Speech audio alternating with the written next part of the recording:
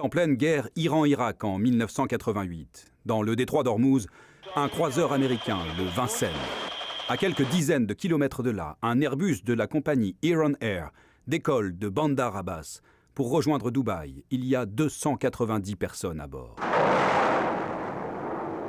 Le navire de guerre va tirer 2 missiles. L'avion explose en vol.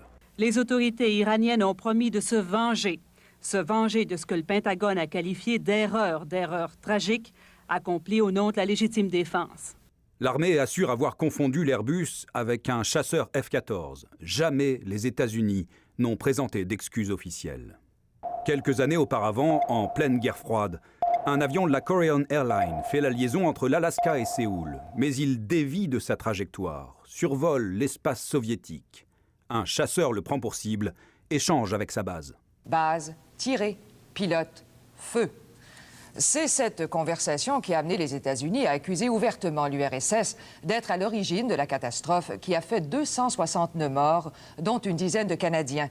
Mais l'erreur dans ce cas, ce n'est pas le tir de missile, c'est la trajectoire de l'avion.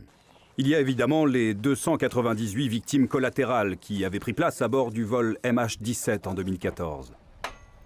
L'avion de la Malaysian Airlines est abattu au-dessus de l'Ukraine. L'enquête établira qu'un missile de fabrication russe a explosé à 1 mètre de la cabine. L'armée ukrainienne et la Russie se rejettent encore la responsabilité.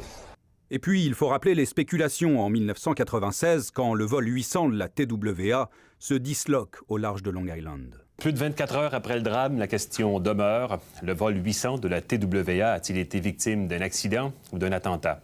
Une photo va même circuler censée montrer un missile dans le ciel new-yorkais. Il faudra attendre 4 ans pour que la lumière soit faite. C'est le réservoir central de l'appareil qui aurait provoqué l'explosion.